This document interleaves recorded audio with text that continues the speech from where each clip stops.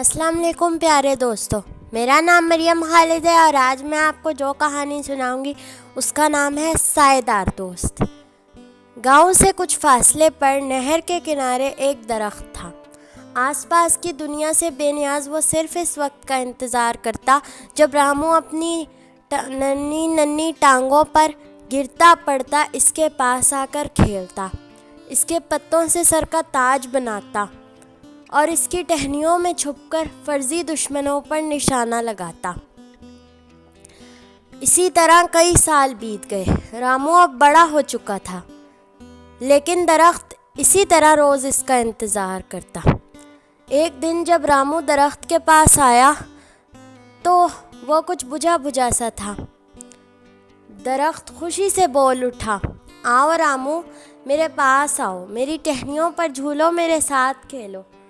लेकिन रामू मुंह लटका कर बोला, मेरे पास खेलने की फुर्सत कहाँ, मेरे छोटे छोटे बहन भाइयों के पास कुछ खाने को नहीं है, तो इसमें कौन सी परेशानी की बात है, ये लो मेरे फल ले जाओ, इससे तुम्हारे बहन भाइयों का पेट भर जाएगा।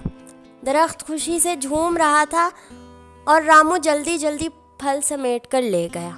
काफ़ी वक्त गुजरता रहा, लेकिन वो रामू का इंतज़ार करते ना थकता था।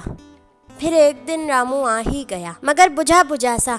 दरख्त बोल उठा, आओ रामू, मेरी टहनियों पर झूलो, मेरे साथ खेलो।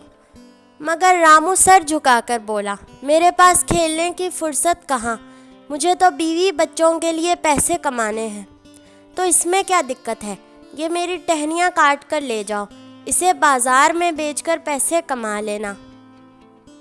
दरख्त रामू के ऊपर अदब से लेट गया और रामू टहनियाँ काट कर ले गया।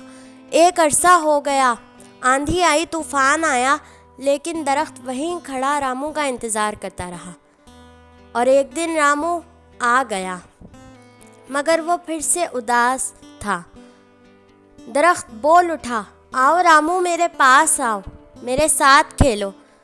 लेकिन रामू उदास होकर बोला, मेरे पास खेलने की फुर्सत कहाँ, तूफ़ान में मेरा घर गिर गया और मेरे बीवी बच्चों के पास सर छुपाने की जगह नहीं है, तो इसमें कौन सी परेशानी की बात है, मेरा तना ले जाओ, इससे अपने बीवी बच्चों के लिए घर बना लेना। दरख्त आंसू बहाता रहा और रामू तना काट कर ले गया। एक मुद्दत बीत गई, लेकिन दरख्त रामू का इंतज़ार करते ना थकता था। और एक दिन बूढ़ा रामू पीठ झुकाए चला आया। दरख्त ने शर्मिंदा होकर कहा, रामू, अब मेरे पास तुम्हें देने को कुछ नहीं बचा। रामू ने नहींफ आवाज़ में कहा, मुझे अब किसी चीज़ की ज़रूरत नहीं सिवाय सुकून और आराम के। दरख्त बोला, लो मेरे पीठ पर लेट जाओ। दरख्त ने ज़मीन को और मजबूती से पकड़ लिया और रामू ने सुकून से पीठ पर बैठकर आंखें बंद कर ली। उम्मीद है दोस्तों आपको आज की कहानी पसंद आई होगी। कल फिर मिलेंगे एक नई कहानी के साथ।